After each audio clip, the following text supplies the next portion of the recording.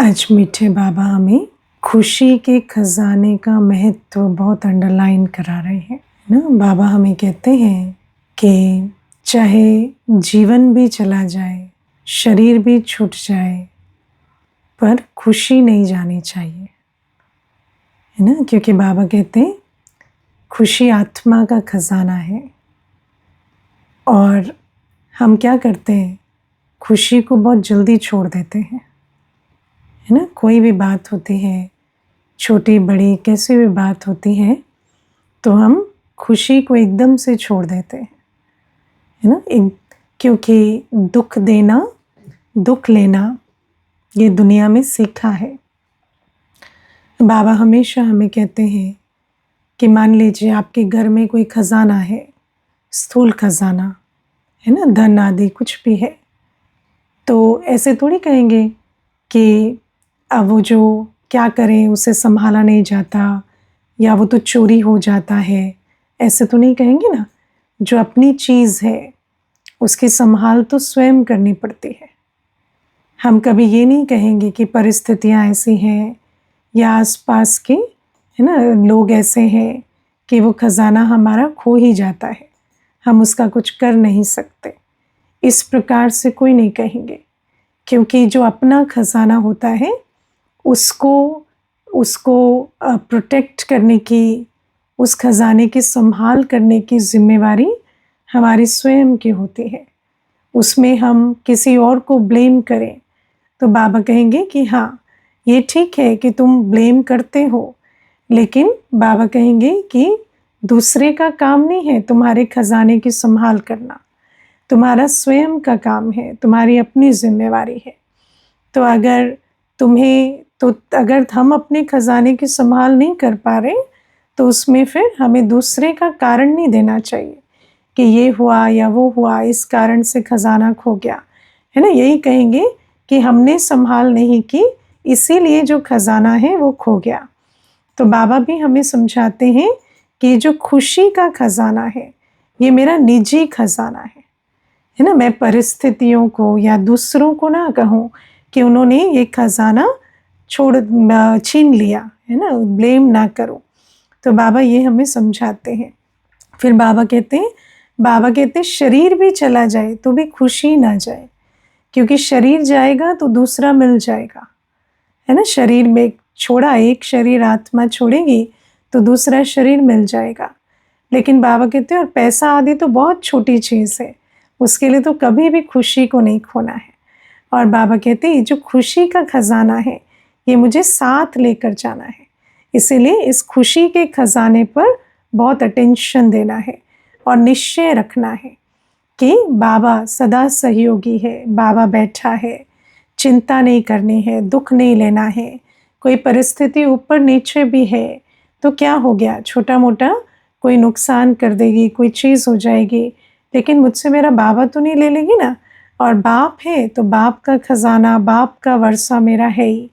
और फिर बाबा ये भी कहते कि मास्टर सर्वशक्तिवान की स्मृति में रहना है ना। बात कितनी भी बड़ी हो, मेरे अंदर सहने की, समाने की, सामना करने की शक्ति है। जब हम कहते हैं ना हम सह नहीं सकते, ये बड़ी बात है, अपनी शक्तियों को भूल जाते हैं, तब हम खुशी का खजाना खो देते हैं।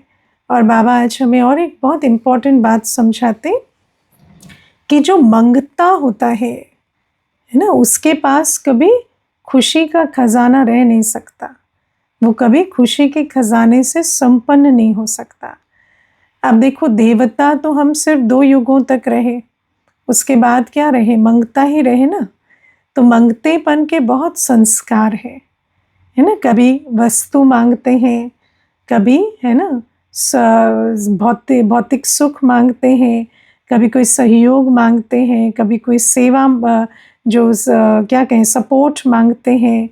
और फिर इमोशनल लेवल पर भी बहुत सारी चीज़ें मांगते हैं, स्नेह मांगते हैं, है ना। या कहेंगे कि कम से कम हमें इतना तो एक्नॉलेज तो करो, रिकग्नाइज तो करो, मान शान तो दो, मान शान भी नहीं, कम से कम अपनेपन की फीलिंग तो कराओ, कम से कम, है ना, मुझे कुछ ना कुछ सहयोग की, स्नेह की फीलिंग तो दो। तो बाबा कहते हैं इस प्रकार से सारे दिन क्या होकर चलते हैं? मंगता होकर चलते हैं कि अभी सब देवता बन गए हैं। कौन कौन और मंगता नहीं है?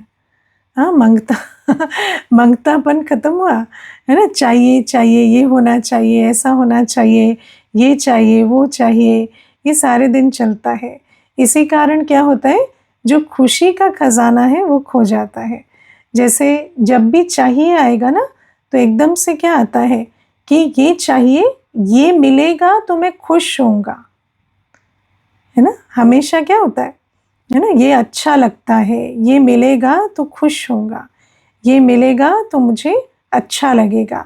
तो इसका मतलब जब तक नहीं मिलेगा तो अच्छा नहीं लगेगा, है ना। जब तक नहीं मिलेगा तो मैं अपनी खुशी को पोस्टपोन कर दूंगा, है ना। कई बार अनुकूल वायुमंडल चाहिए, है ना। मुझे एक अभी बहन है, वो हॉस्टल में रहती है, पढ़ती है, तो मुझे कहती कि अगर मेरी रूममेट बात करना बंद कर दे, है ना, मैं सिर्फ ये चाहती हूँ कि वो चुप रहे है ना, या वो फ़ोन पे बात करती है तो बाहर जाकर करे।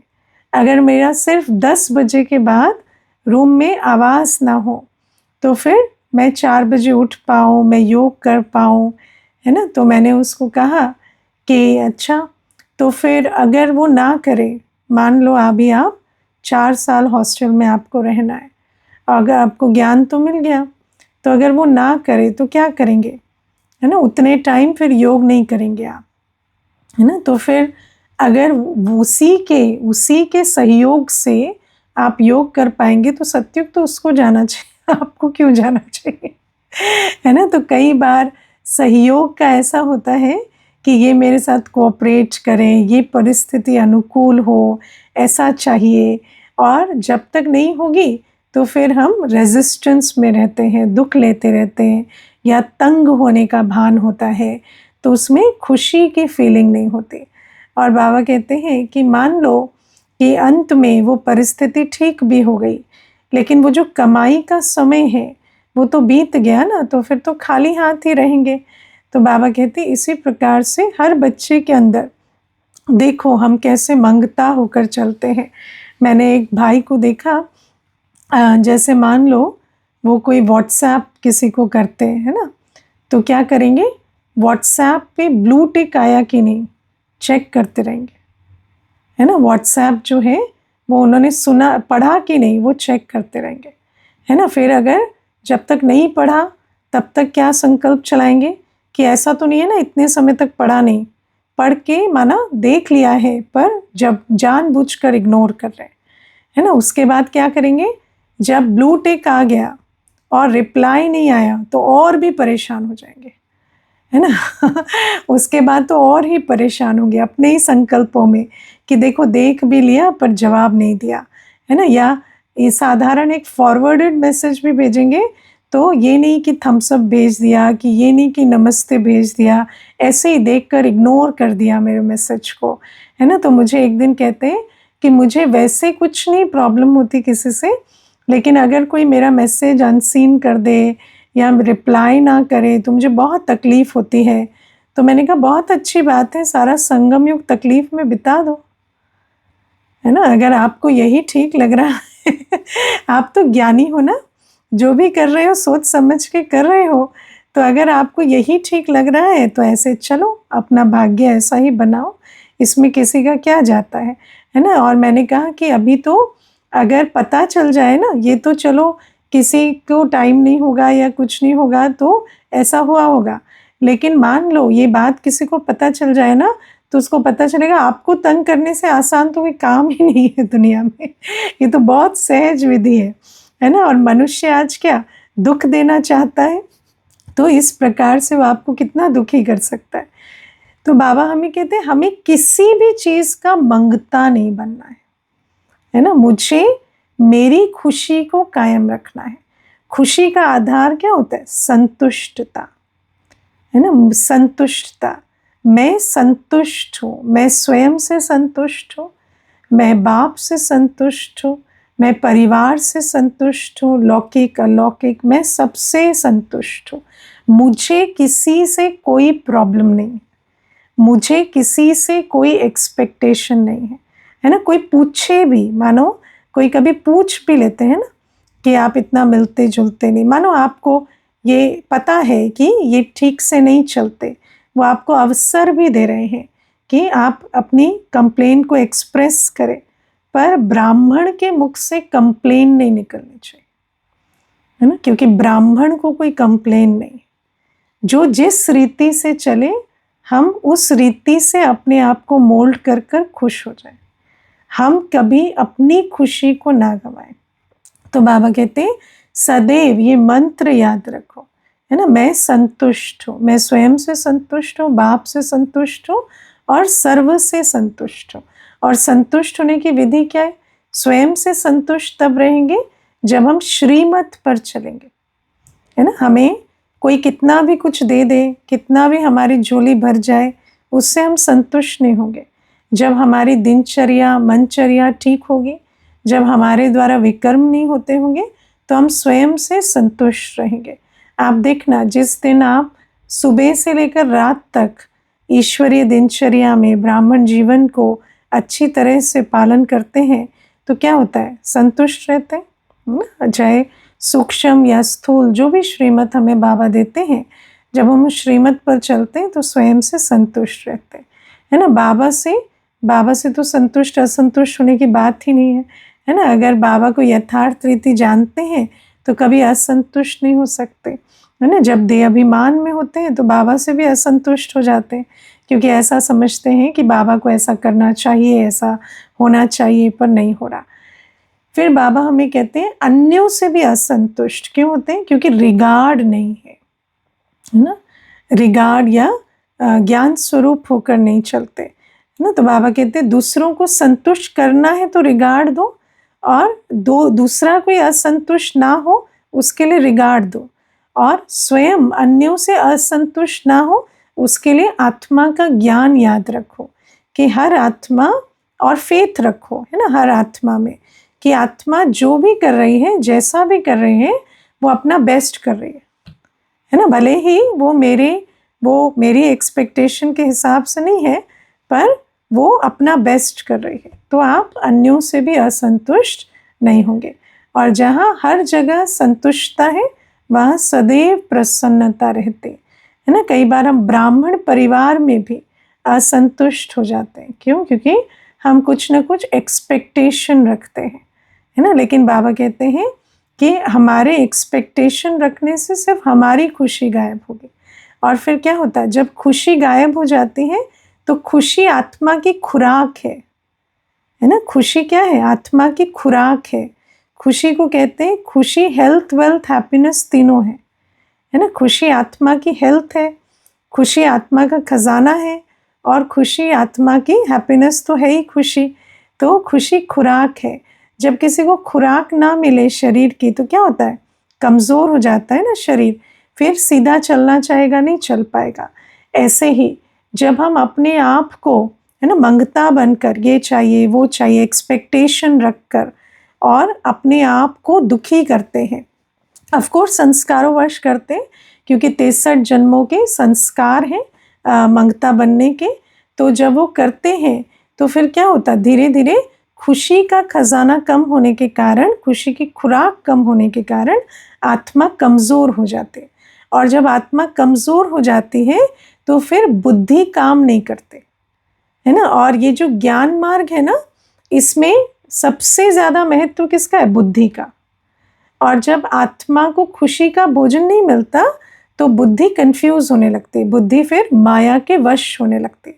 फिर आप देखना, फिर संग दोष लगेगा, फिर किसी की कोई भी बात जो है उल्टी बातें, है ना, फिर ज्ञान की बातें समझ में नहीं आएंगी, फिर उल्टी बातें समझ में आएंगी, है ना। मैंने एक भाई को देखा, एक बार क्या हुआ कि ऐसे ही, है ना, किसी बात पर ऐसे मंगता बनेंगे तो फिर दुखी होंगे, है ना कोई बात होती है, फिर मंगता बनते हैं तो दुखी होते हैं। तो दुखी होते होते होते फिर जैसे बाबा मुरली चला रहा है, बाबा मुरली में सब कुछ बता रहा है कि इस प्रकार से माया वार कर रही है, लेकिन वो बाबा की बात उनको समझ में नहीं आ रही। फिर किसकी बात समझ में आ रही है ना? जो संगदोष वाले हैं ना, जो उल्टी बातें सुनाते हैं, वो जैसे कह रहे हैं हाँ ऐसे ही होता है, सब लोग ऐसे ही होते हैं, लौकिक परिवार ऐसा है तो अलौकिक कौन सा अच्छा है, वो भी ऐसा ही है। तो उनकी सब बातें उनको समझ में आने लगी, है ना। फिर उस तरफ बुद्धि मोड़ने लगी। फिर क्या हुआ, धीरे धीरे धीरे धीरे अपनी दुर्गति कर ली, है ना। तो फिर बहुत सालों के बाद मुझे कहते कि मैं इस कारण से चला गया, उस कारण से चला गया, वो किसी और सेंटर की बात है। तो मुझे कहते कि मैं इस कारण से निकला, उस कारण से निकला। तो मैंने बोला पर निकले आप है ना, निकले आप, भाग्य से वंचित कौन हुआ, आप खुद हुए ना, है ना। जिनको आप कहते हो कि हाँ उन्होंने आपकी एक्सपेक्टेशन पूरी नहीं की, वो तो बैठे हैं, है ना। वो तो आराम से, जिन ब्राह्मणों के लिए भी आप कह रहे हो कि उन ब्राह्मणों ने ऐसे किया वैसे किया, वो ब्राह्मण तो अभी ज्ञान मार्ग में अच्छा चल रहे हैं, वो तो अपना भाग्य बना रहे हैं, और आप निकल गए, है ना। तो ये क्या है, ये किसी के बोल या किसी के कर्मों के कारण हमारा भाग्य नहीं बिगड़ता। हमारा भाग्य बिगड़ता है जब हम रूहानी नियमों को नहीं समझते। बाबा हमें रोज शिक्षा, समझानी, सावधानी तीनों देते हैं मुरली में, लेकिन अगर हम उन शिक्षाओं, समझानी, सावधानी को समझकर नहीं चलते तो क्या होता है, हमारा भाग्य बिगड़ता है। और बाबा हमें समझाते हैं कि इस ज्ञान मार्ग में क्या है, माया जो है वो बिल्कुल सर उठा के खड़ी रहती है ना। ज्ञान मार्ग में आगे बढ़ना सहज नहीं है ना। मुझे याद है जब हम अभी तो देखो समय कितना बदल गया, पर मैं कब की बात कर रही हूँ, मैं कर रही हूँ आज से 20 वर्ष पहले की बात। तो हम लोग कहते थे कि आजकल जो एग्ज़ाम होता है ना, वो सिलेक्शन का एग्ज़ाम नहीं होता, एलिमिनेशन का एग्ज़ाम होता है। ये मैं आपको 20 वर्ष पहले की भाषा बता रही हूँ कि आज चुनने के लिए एग्ज़ाम नहीं करते, आज एलिमिनेट करने के लिए एग्ज़ाम करते कि थोड़ा भी चूका तो इसको बाहर करो, फिर जो कहीं नहीं चूका है ना वो जिंदा रहेगा वो आगे जाएगा, है ना। तो ये जो आजकल क्या है, जैसे ऐसे ऐसे प्रश्न नहीं पूछते जिससे योग्यता पता चले, ऐसे प्रश्न पूछेंगे जो ट्रिक क्वेश्चंस होंगे, जो बहुत मुश्किल होंगे, है ना। तो जो पर्पस है वो क्या है कि थोड़ी भी कमजोरी है तो निकल जाए, है ना। बड़े बड़े एंट्रेंस एग्जाम किस प्रकार से होते हैं, आप सिविल्स का एग्जाम देखो, आप कोई भी एग्जाम देखो, it is not a selection exam, it is an elimination exam. तो ऐसे ही बाबा हमें कहते हैं इस ज्ञान मार्ग में तो हम प्री सिलेक्टेड है ही। बाबा कहते हैं जब आप आए ना तो आप वर्षे के अधिकारी बन गए है ना। आना माना जीवन मुक्ति का अधिकारी बनना।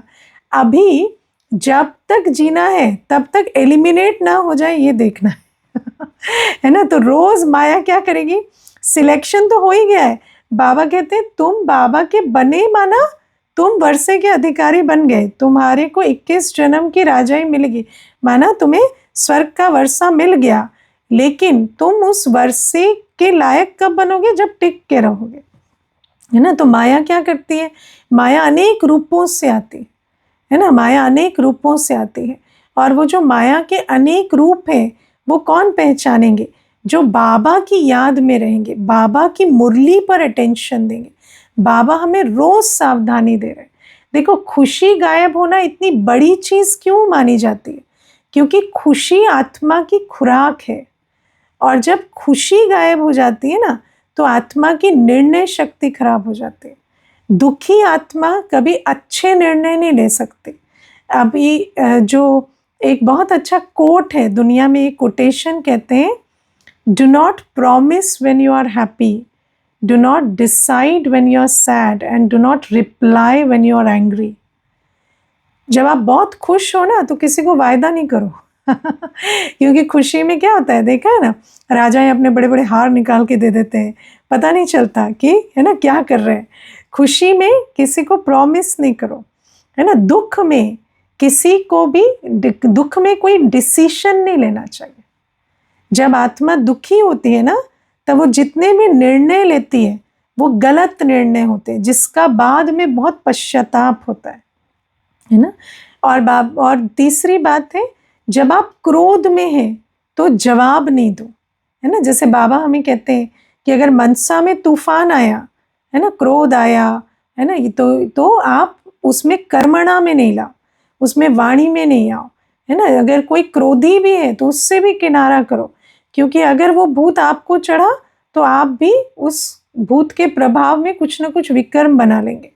तो बाबा हमें समझाते हैं कि खुशी आत्मा का बहुत बड़ा खजाना है, और जब आत्मा की खुशी की अवस्था होती है तो आत्मा अच्छे निर्णय लेती है, और हमारा भाग्य बनता है हमारे सेकंड बाय सेकंड के निर्णय से। और हम कोई ऐसा कदम ना उठाएं जिससे हमारा भाग्य ही खराब हो जाए। इसके लिए सदैव अपनी खुशी पर अटेंशन देना है, क्योंकि क्या होता, ये मंगतापन और फिर हताशा है ना, जब कोई भी एक्सपेक्टेशन रखते हैं, चाहना रखते हैं, तो उसके साथ क्या आती है, हताशा, दिल शिकस्त होना। और फिर जब दिल शिकस्त होते हैं तो फिर उस समय बुद्धि और काम करना बंद कर देते हैं। इसीलिए बाबा हमें कहते हैं कि खुशी के खजाने को बहुत महत्व देना है ना, कभी भी अपनी खुशी न जाए। और जिसकी खुशी चली गई ना, उसका सब कुछ जाने में समय नहीं लगता है ना। और कब खुशी जाते जाते जाते संस्कार बन जाता है पता ही नहीं चलता है ना। मैंने ब्राह्मणों को भी देखा है, 3-3, 4-4, 5-5 दिन मुंह फुला फुला के घूम रहे है ना। अरे तुम ठीक है, कोई बात हो गई है ना, ऐसा नहीं है कि कभी कोई अवस्था ऊपर नीचे नहीं होती, लेकिन ब्राह्मणों को ये शोभा नहीं देता कि इतना लंबा खींचे है ना। कोई बात हो गई, हमें रोज मुरली मिलती, हमें रोज, हमारा नियम है, हम 3-4 समय योग में बैठते है ना। मानो अमृत वेले करेक्शन नहीं हुआ, नुमा शाम में हो जाए, नुमा शाम में नहीं हुआ, अमृत वेले हो जाए।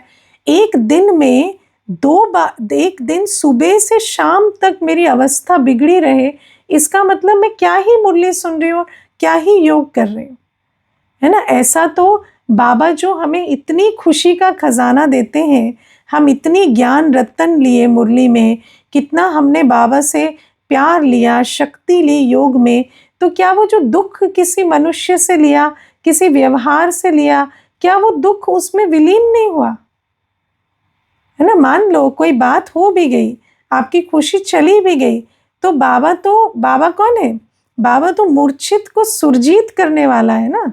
संजीवनी बूटी है ना ये मुरली है ना, बाबा की याद संजीवनी बूटी है ना। तो बाबा की याद से, बाबा की मुरली से क्या हम सुरजीत नहीं होंगे है ना। हमने तो यही देखा है कि मान लो कोई बात हो भी जाती है, कभी प्रभाव भी पड़ जाता है बुद्धि पर है ना, क्योंकि छोटी बड़ी हर प्रकार की बातें ब्राह्मण जीवन में आती हैं, माया कोई कम तो नहीं है, कई प्रकार के चैलेंजेस आते हैं। लेकिन क्या हमारा फर्ज नहीं है कि बाबा जब हमारी इतनी सेवा कर रहा है, संजीवनी बूटी हमें दे रहा है, तो हम स्वयं को फिर जागृत करें है ना, या मूर्छित ही पड़े रहेंगे है ना। तो बाबा हमें कहते हैं कि स्वयं को स्वयं उमंग में रखना, स्वयं को स्वयं खुशी में लाना, ये हमारी जिम्मेवारी है। और बाबा हर चीज़ समझाते हैं। मैंने तो यही देखा है, जब मेरी अवस्था थोड़ी भी ढीली होती है तो उस समय पर बाबा की जो मुरली चलती है, ऐसा ही लगता है कि बाबा आज सबके लिए नहीं, सिर्फ मेरे लिए मुरली चला रहे है ना। और बाबा तो मुझे ही जैसे बिठा के क्लास करा रहे कि बच्चे ऐसा है, ये नियम है, तुमने इसका उल्लंघन किया इसलिए तुम्हें दुख हो रहा है, फिर इसको समझो, तो उस प्रकार से चलो। तो बाबा तो मूर्छित को सुरजित कर ही रहे हैं ना, तो हम क्यों मूर्छा में पड़े रहे है ना। तो बाबा कहते हैं कि आत्मा को उसकी खुराक हमेशा देते रहो। और इसीलिए तो बाबा का योग, बाबा की याद या बाबा का ज्ञान, ये हर चीज़ हमें खुशी देने के लिए बनी हुई है ना। तो बाबा ये समझाते हैं। फिर प्यारे बाबा आज हमें वरदान में कहते हैं कि अच्छा बिजनेसमैन जो होता है ना, उसको बिजी रहना आता है स्वयं को बिजी करना आता है ना। सबसे बड़ी चीज़ है स्वयं को बिजी रखने की कला। स्वयं को बिजी रख पाते, स्वयं माना मैं आत्मा है ना, मन बुद्धि को बिजी रख पाऊं, मुझे किन संकल्पों में रहना है, मुझे किसकी याद में रहना है, मुझे इसका टाइम टेबल बनाना आना चाहिए है ना। और मेरा अब स्वयं पर इतना कंट्रोल होना चाहिए कि मैं अपने आप को पर्पसफुली बिजी रखूं है ना। जो बिजी नहीं रहता उसका क्या होता है, फिर उसका प्रोग्राम दूसरे सेट करते हैं, है ना, जो फ्री रहता है, जिसको स्वयं को बिजी करना नहीं आता, जिसका स्वयं का टाइम टेबल नहीं है, फिर क्या होता है, दूसरे उसका प्रोग्राम सेट करते हैं। ऐसे ही क्या होता है, जो अच्छा बिजनेसमैन नहीं होता, जो अपने समय, अपने संकल्प को का टाइम टेबल बनाकर नहीं चलता, कॉन्शियस नहीं रहता, है ना, अगर हम नहीं सोचेंगे तो सोच आएगी ना तो फिर कुछ ना कुछ पास से, इधर उधर से कुछ ना कुछ ट्रिगर होगा। तो बाबा हमें कहते हैं, जो अपनी जिम्मेवारी नहीं लेते, जो स्वयं को स्वयं बिजी रखने की विधि नहीं जानते, फिर क्या होता है, अन्य उनको बिजी करते हैं, फिर वो दूसरों के कंट्रोल में रहते हैं, फिर उनका जो रिमोट कंट्रोल है वो परिस्थितियों के हाथ में चला जाता है, वो सामने वाली आत्माओं के हाथ में चला जाता है ना। अगर मैंने ये नहीं सोचा है कि मुझे अभी 1 घंटा क्या सोचना है, किस विषय पर सोचना है, मुझे किसकी याद में रहना है ना, मेरा मन बुद्धि कहाँ लगाना है, तो क्या होगा, फिर कोई ना कोई बात आएगी और वो जो बात है वो मेरे मन बुद्धि को एंगेज करेगी। लेकिन अगर आपने अपना प्रोग्राम बनाया हुआ है तो क्या होगा, वो बात आएगी लेकिन आप उस बात को फुल स्टॉप लगा सकेंगे, है ना। मैंने ये देखा है, मैं आपको बताती हूँ, एक जब कोविड था ना, तो हमारे एक संबंधी ने शरीर छोड़ दिया, है ना, जो लौकिक में, तो उसकी न्यूज़ आई।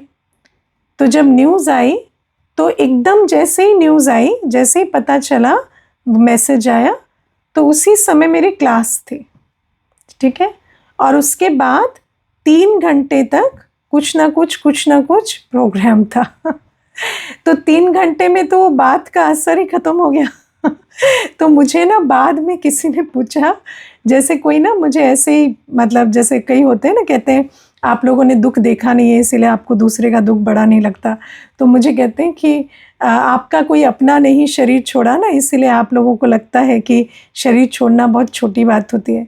तो मैंने कहा नहीं, ऐसा नहीं है, उस टाइम पे एक हमारे अपने ने भी शरीर छोड़ा था। तो कहते फिर आपको दुख नहीं हुआ? मैंने कहा हाँ शायद होता, लेकिन टाइम नहीं था तो वो मुझे ऐसे देखने लगे कि ये क्या बात है। तो मैंने कहा हमें भगवान ने बहुत अच्छी विधि सिखाई है ना, कि दुखी होने के लिए, तंग होने के लिए, है ना, परेशान होने के लिए, क्रोधी होने के लिए टाइम नहीं होना चाहिए तो अब आप क्या है कि अगर आप अपना टाइम टेबल नहीं बनाएंगे तो नेचुरल है कि जो बातें तो बहुत आती हैं, बातें तो सारे दिन आती हैं, कोई परिस्थिति, कोई व्यक्ति, कोई बात। तो बाबा कहते हैं कि जो स्वयं को स्वयं बिजी रखते हैं वो हमेशा कमाई करेंगे, क्योंकि आप अपने लिए तो कोई घाटे का प्रोग्राम नहीं बनाएंगे ना, आप अपने लिए कमाई का ही प्रोग्राम बनाएंगे। और कमाई 3 विधियों से होती है ना, जो एक तो जैसे 3 विधियां नहीं, कई विधियां हैं, लेकिन पहले मनसा वाचा कर्मणा, है ना। अगर मेरे को मनसा का भी प्रोग्राम होना चाहिए, वाणी का भी और कर्मणा का भी, कि मुझे इस समय से इस समय तक क्या करना है ना। अगर मैं किसी के संबंध संपर्क में हूँ तो मुझे किस प्रकार से बोलना है, किस स्वमान में रहना है, और मेरे संकल्पों में क्या होना चाहिए, ये प्रोग्राम भी मैं बना कर रखूँ। फिर दूसरी बात है संकल्पों के लिए, है ना, क्योंकि वाणी और कर्म जो है वो तो फिर भी थोड़ा बहुत जो परिस्थितियों के आधार से ही चलता है ना। जैसे अगर भोजन बना हुआ है तो क्या बनाएंगे, भोजन तो नहीं बना सकते, तो फिर कुछ ना कुछ सर्कमस्टांस को देखना पड़ता है। लेकिन जो संकल्प है उसमें 3 प्रकार से कमाई होती है। एक ज्ञान के मनन चिंतन से, है ना, एक ज्ञान के मनन चिंतन से, knowledge is the source of income. जितना आप बाबा की मुरली, आज बाबा ने क्या कहा, नोट करो मुरली के पॉइंट्स और फिर उन पॉइंट्स को रिवाइज करो, है ना। तो सारे दिन आज बाबा ने मुरली में क्या कहा, बाबा उसमें मुझे क्या कहना चाह रहे हैं, उस पॉइंट का क्या इशारा है, उसको हम प्रैक्टिकल जीवन में कैसे लाएं।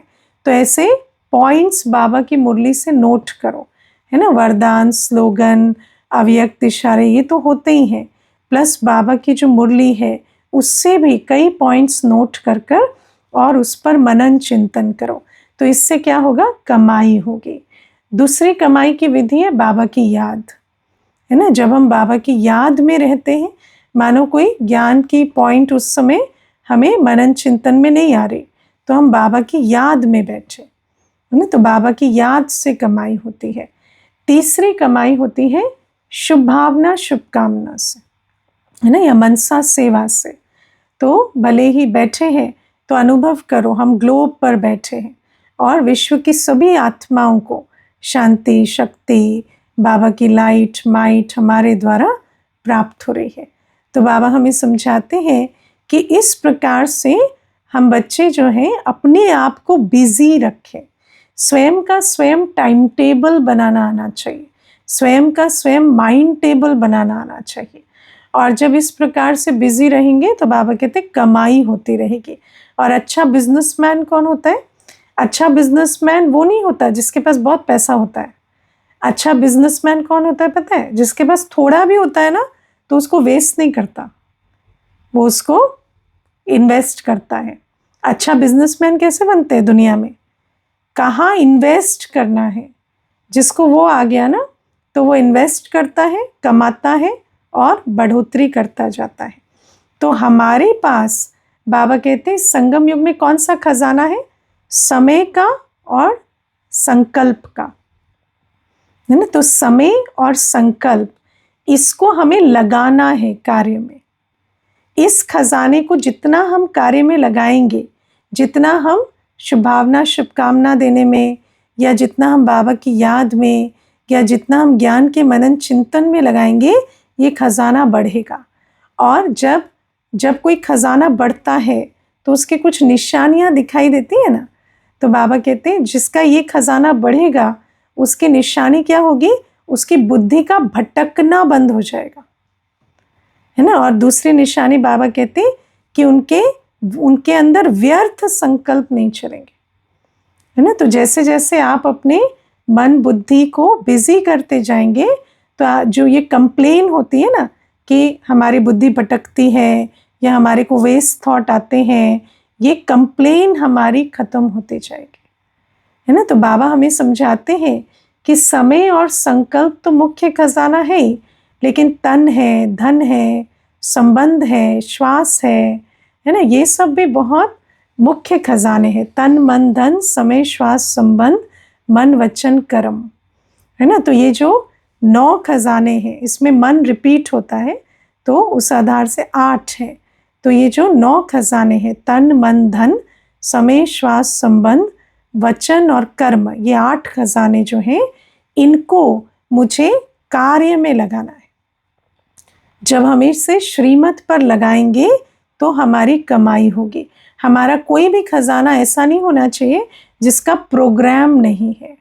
अगर उसका प्रोग्राम नहीं बनाया है तो फिर जैसे वो एनर्जी वेस्ट होगी, और जिसकी एनर्जी वेस्ट होती है उस पर बोझ चढ़ता है, खाता चढ़ता है ना। और फिर बाबा आज सेल्फ रियलाइजेशन और गॉड रियलाइजेशन की बात कर रहे हैं, तो वो तो बड़ी सब्जेक्ट है, उस पर तो आज मंथन नहीं कराया। लेकिन बाबा एक और पॉइंट जो बहुत अंडरलाइन करा रहे हैं वो है युक्ति युक्त बोलने की, है ना। कई बार हम जब किसी को समझाने देते हैं, परिचय देते हैं, ज्ञान सुनाते हैं, तो हम युक्ति युक्त नहीं बोलते, है ना। हम युक्ति युक्त क्या होता है?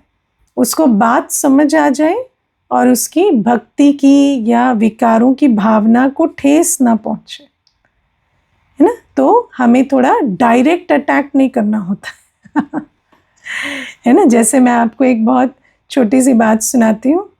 एक बार एक सेंटर पर ना एक बहन आई, तो वो व्हीलचेयर पर आई, तो वो जैसे ही घुसी तो एक छोटी बहन खड़ी थी, तो उसको पूछा मैं ऐसे व्हीलचेयर पर क्यों हूँ? तो बहन कहती है ये तो आपके अपने कर्मों का फल है। अब आप सोचो कि वो पहली बार सेंटर आई है और उसको ऐसे डायरेक्ट कह दिया, तो उसको बहुत बुरा लगा। तो फिर वो बहन कहती कि आप बुलाओ यहाँ कौन इंचार्ज है उनको, मैं पूछूं ऐसा कौन भगवान है जो कहता है कि ये आपके अपने कर्मों का फल है और इस प्रकार से, है ना। तो बड़ी दीदी आई, तो बड़ी दीदी कहती नहीं ऐसा क्यों कहा आपने। तो बहन कहती क्या झूठ क्या कहा, ठीक ही तो कहा, अपने कर्मों का ही फल होता है। तो बड़ी दीदी कहती आप है ना अंदर जाओ, अभी मैं बात करती हूँ। तो फिर उस बहन को बहुत मुश्किल से, है ना, युक्ति से समझाया, क्योंकि देखो सत्य तो है ना, पर जैसे बाबा कहते हैं ना सैक्रीन होती है, तो सैक्रीन को ऐसे आप जीभ पर रख देंगे तो जीभ जल जाएगी, मीठी होती है, लेकिन मीठी कब होती है, जब थोड़ी सी पानी में दूध में घोल कर दो। तो बाबा कहते हैं सत्य भी, इसीलिए तो दुनिया में कहते हैं ना सत्य कड़वा होता है। अगर सत्य युक्ति युक्त ना दिया जाए तो सत्य जो है वो सुख देने के बजाय दुख भी दे सकता है ना। इसीलिए पहले बाबा का परिचय दिया जाता है, फिर आत्मा का परिचय दिया जाता है। ड्रामा कर्म ये पहले नहीं समझाया जाता, है ना, ये भी एक युक्ति है ना। फिर बाबा कहते ये भी युक्ति है कि कोई आया तो एकदम से डायरेक्ट उसको मुरली में नहीं बिठा देते, है ना, क्योंकि मुरली में तो बाबा बच्चों से बात कर रहा है, बिल्कुल डायरेक्ट मुरली चलती है हमारी। मुरली में तो कोई ऐसा नहीं है ना कि युक्ति से, मुरली तो एकदम डायरेक्ट चलती है।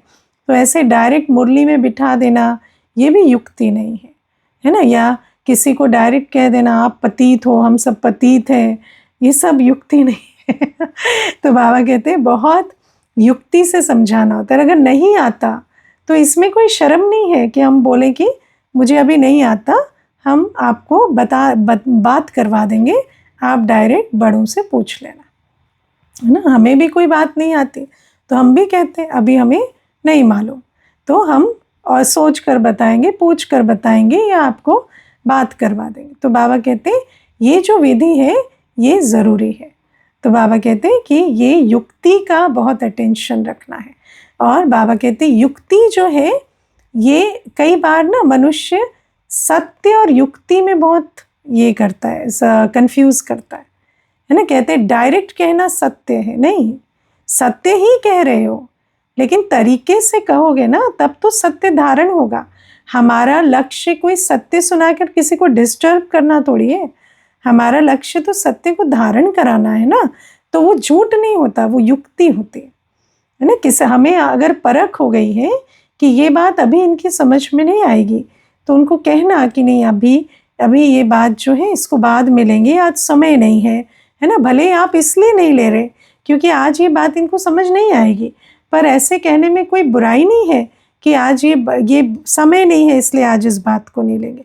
वो कोई झूठ नहीं है, वो युक्ति है। क्योंकि जब कल्याण की वृत्ति है तो युक्ति है, जब स्वार्थ की वृत्ति होती है तो झूठ होता है ना। जब कल्याण की वृत्ति है तो युक्ति कही जाती है। अच्छा, ओम शांति।